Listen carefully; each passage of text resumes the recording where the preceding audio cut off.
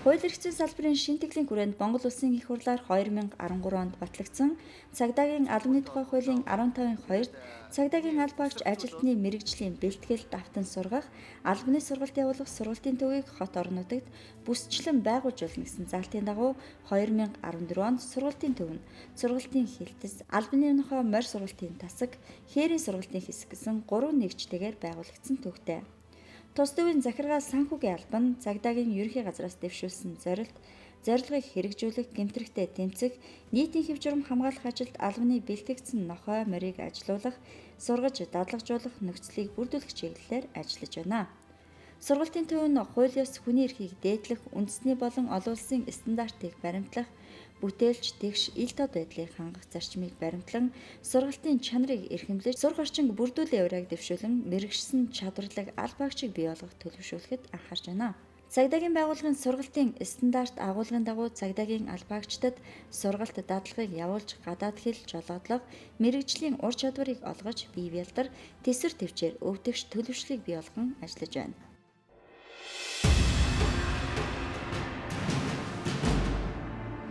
Сургалтын төв нь дадлах сургалтын талбайг тогтчуулах, эрэлж нохойн байрыг барих, сургалтын хиймэл орчинг бий болгох, түүн дээр албаагчдын ур чадварыг нь ахиулах, дадлах сургалт хийлгэх, нохой салхилуулах талбай, автозам зэрэг 36 м талбайг зорилго бүхий дадлагын танхимын зураг, төсөл, эксэсийг гарган дотоод нөөц болцоогоо ашиглаж, төвийн цагдаагийн албаагчдын хүчээр засварыг хийж, олон улсын стандарт шаардлагыг хангасан сургалтын орчин бүрдүүлж, сургалтын хэвийн үйл ажиллагааг ханган ажиллаж байгаамаа. Цаашид тус төвөөс сургалтын агуулга стандартыг өөрчлөх, албаны нохойн үржүүлэх, үнэрийн болон эмнэлгийн лаборатори, дадлах сургалтын орчин, төв орон нутгийн албаагчдад зориулсан зочд буудал, хээрийн сургалтын цогцлбор байгууламж, галз үсгийн буудлын талбай зэрэг төрөл бүрийн ажлыг дэлхийн стандартад нийцүүлж байгуулан албаагчдыг сургаж, бэлтгэхээр төлөвлөн ажиллаж байгаа юм.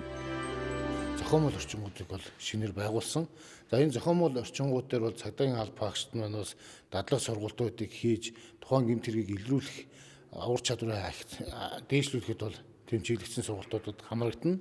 За нийтдээ бол малын хулгайн гэмт хэрэг, зам тээврийн гэмт хэрэг, за орон байрны хулгайн гэмт хэрэг, дэлгүүр аж ахуйн нэгж байгууллагад орсон хулгайн гэмт хэрэг гэх мэт олон төрлийн гэмт хэргийн газрууд дээр, дийлэнх үйлдвэрч гэмт хэргийн газрууд дээр цагдаагийн албаагч хийж гүйцэтгэх ажиллагааг яг албаагчдад төлөвшөө бий болгох гэд үйл ажиллагаагаа чиглүүлж ажиллаж байна. Ер нь бол энэ сургалтын хилцээс бол цагдаагийн албаагчдыг гадаад хэлний зохиох мэдлэгтэй, жолоодлогын ур чадвартай, галт зэвсэг тусгай хэрэгсэл хэрэглэх бас ур чадвартай, мэргэжлийн өндөр мэдлэгтэй тийм албаагчдыг бэлтгэх, сургах, дадлагжуулах чиглэлийг бол баримтлан ажиллаж байна. За ер нь бол урд жилүүдэд зохион байгуулагчдын сургалтын арга хэлбэрээ уламжлал шинжилгээг хооронд нь хослуулж, бусад боловсролын байгууллагуудын сургалтын арга технологиг нэвтрүүлж, энэ сургалтуудыг шинэлэг дэвшинд зохион байгуулахаар төлөвлөн ажиллаж байна. Цагдаагийн ерөнхий газрын харьяа сургалтын төвийн сургалтын хилцэн цагдаагийн албаагчийн мэргэжлийн бэлтгэл давтан мэргэшүүлэх болон албаны сургалтын мэргэжлийн арга зүйн удирдлагаар хангаж, сургалтыг шинжлэх ухааны үндсэлтэйгээр чанар үр дүнтэй зохион байгуулах, шинэлэг арга технологиг нэвтрүүлэх чиглэлээр үйл ажиллагаагаа явуулж байгаа. Цагдаагийн албаагчдын ажилласан жил, ур чадвар, үр дүнгийн гэрээ, сахилга, ёс зүйн байдал, гаргасан зөрчил дутагдлыг албан тушаал бүрээр гаргаж, гэмт хэрэг зөрчлийн статистик, сургалтын чанар, үр дүнд нөлөөлөх, хүчин зүйлс байгууллагуудын хэрэгцээ, шаардлага зэргийг судлан, цагдаагийн албаагчдын мэдлэг, ур чадварыг дээшлүүлэх сургалтын төлөвлөгөөг жил бүр боловсруулан, цагдаагийн ерөнхий газрын даргын тушаалаар батлуулж, хэрэгжилтийг ханган ажиллаж байна.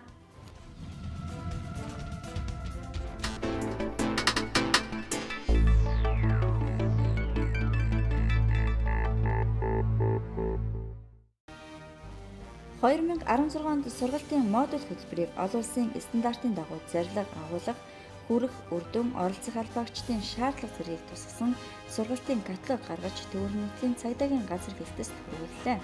Мөн сургагч багш нарын хуулийг боловсруулах ажлын хэсгийн гишүүд болон шүүх шинжилгээний үндэсний хүрээлэн, прокурор, хууль сахиулгын их сургууль, Улаанбаатар хотын цагдаагийн газрын ёс журмын хэсгээс албаагч ажилтнуудыг урьж оролцуулсан ихээхэн үр дүнтэй ажил болсон юм а. Нэгдсэн үндэсний байгууллагын инхийг сахиулах ажиллагаанд оролцох албаагчдыг сонгон шалгалтанд бэлтгэх сургалтыг зохион явуулах хээрийн сургалтын хүрээг тус төвөөс зохион байгуулсан байна. Энэхүү сургалтыг сургалтын төвийн нартай дахь хээрийн сургалтын хэсэгт анх удаа зохион явуулснараа онцлогтой.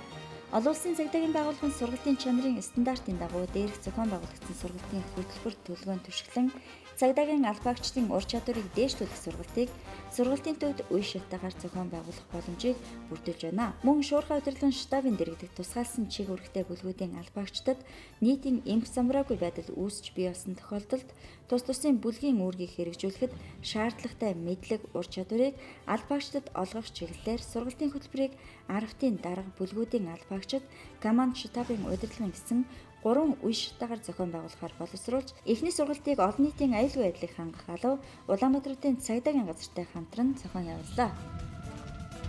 За 2016 онд бид нар цагдаагийн байгууллага 95 жилийн ойг ухтаж бас сургалтын бодлого төлөв дагуулгын стандартад шинжилэл хийж олон улсын цагдаагийн байгууллагын жишг стандартын дагуу сургалтуудыг бол төлөвлөн зохион байгуулж эхэллээ. За бид нар сургалтуудыг зохион байгуулахдаа бүгд найрамдах Турк улс, Солонгос улс, бусад дэлхийн олон улсын стандарт төлөвлөгөө тогтолцоо эдгээр бүгдийг судалж ээж одоогийн саяны сургалтын модуль хөтөлбөр бол бий болгож гаргалаа. За энэ ер нь сургалтын модуль хөтөлбөрөөр бол цагдаагийн албаагчдад харилцааны ур чадвар, мэрэгжлийн мэдлэг, ур чадвар, цэргийн эргийн бэлтгэл, сахилга ёс зүй гэсэн сэдвүүдэд багцлсан тийм хичээлүүдийг бол зохион байгуулахаар төлөвлөсөн. Монгол улсад үлдэгдэж байгаа дийлэх гэмтрийг илрүүлэх, мөрдөн шалгах ажиллагааны чанарыг дээшлүүлэх үүднээс орон байр дэлгүүр аж ахуй нэгж тээврийн хэрэгсэл сургалтын зохиомжтой орчин шинээр байгуулж тухайн орчинд ашиглагдах сургалтын хэрэглэгдэхүүн өвөгдөл дасгалыг боловсруулан ашиглаж байгаа юм. Албаагчдын сурах орчинг бүрдүүлэх чиглэлд анхаарал хандуулж сургалтын анги танхимд гэмт хэрэгтээ тэмцэх чиглэлээр мөн нийтийн хэв журам хамгаалах, олон нийтийн аюулгүй байдлыг хангах зэрэг чиглэлээр самбарын их материалыг бэлтгэн хэвлүүлжээ. Өөрсдийн хүч болцоогоор Монгол улсад түгээмэл хэрэглэгддэг 150 тамга, 102 ийм 6 насны үхэр морь, хоньны шүтлбэр, галт зэвсэг, тусгай хэрэгсэл, хуурамч мөнгөн тэмдэгт паспорт зэргээр үзмэр бэлтгэж 32 ширхэг хоргонд байрлуулан сургалтанд үр дүнтэй ашиглаж байна.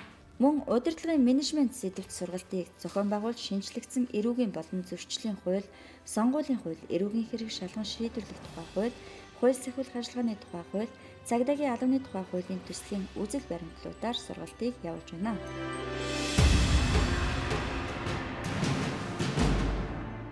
Албаагчлал сэтгэл зүйн тусламж үйлчлэлээ үзүүлэх, профессор багш ажилуулах, сургагч багшийг бэлтгэж чадахжуулах, үнэлэх, албаагчийн үргэлжилсэн сургалт гэрдэж цаг тооцох, албаагчийн мэрэгжлийн төвшинг тогтоох, шалгалтанд авах зэрэг журмуудыг батлуулж үйл ажиллагаанд хэрэгжүүлж байгаа юм.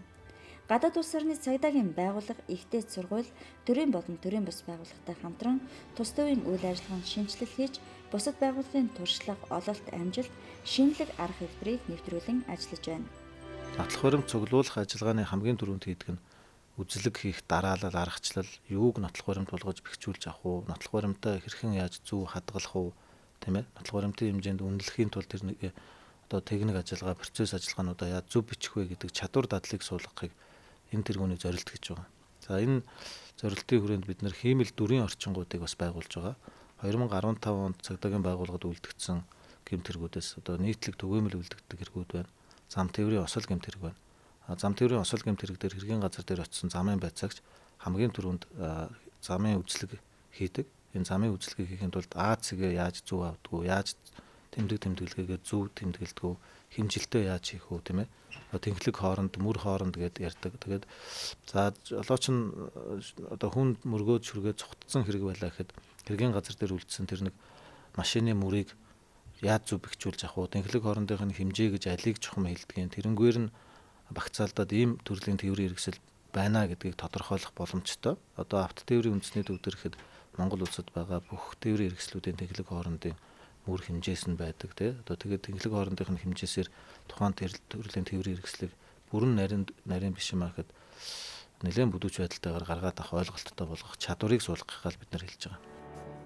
Цагдаагийн ерөнхий газрын харьяа сургалтын төвийн албаны нохой морь сургалтын тасаг нь гэмт хэрэгтээ тэмцэх, нийтийн хэв журам хамгаалах, эргүүл харуулын ажилд албаны нохой морь ашиглан үүрэг гүйцэтгэх, нохой сургагч хөтлөгчдийг сургаж бэлтгэх ажлыг зохион байгуулж, энэ чиглэлээр үүрэг гүйцэтгэх нь ажиллаж байгаа юм а.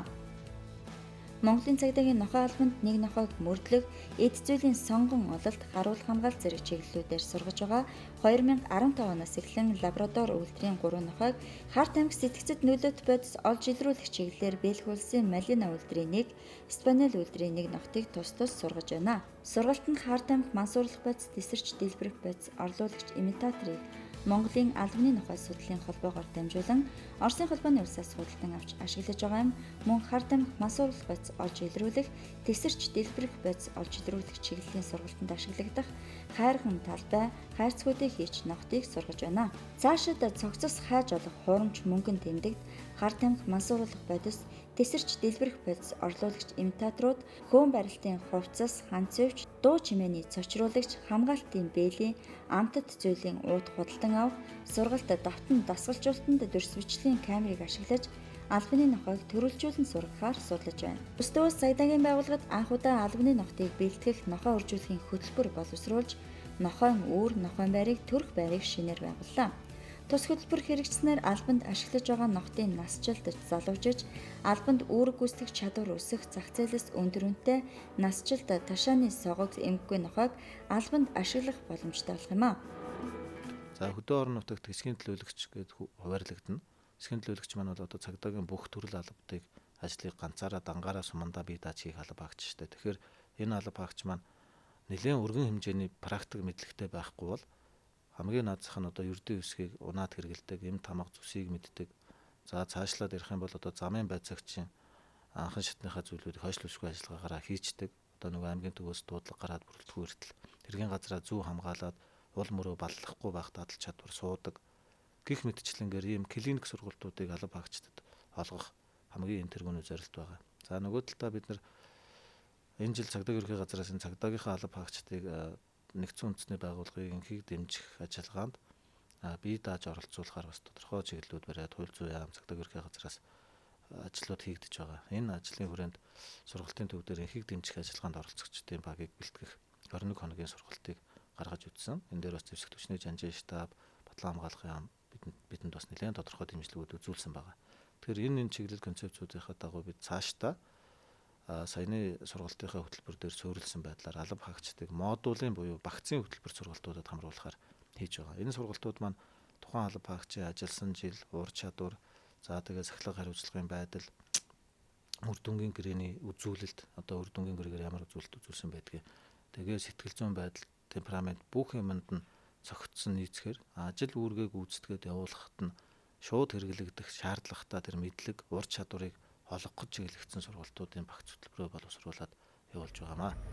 Цагдаагийн ерөнхий газрын харьяа сургалтын төвийн хээрийн сургалтын хэсэг нь сургалтын төвийн бүтцэд хээрийн сургалтын хэсэг болж шилжин цагдаагийн болон олон нийтийн цагдаагийн ажилтны бие бэлдэр бэлтгэгчлэлтийн төвшинг хангах, өндрүүлсэн болон ачаалттай нөхцөлд сургаж дадлагжуулах, тэсвэр дэвчээр хатуужил ур чадвар олгох, багийн ажиллагааг дээшлүүлэх хээрийн дадлах сургалтыг зохион байгуулах үүрэгтэйгээр үйл ажиллагаа явуулж байна.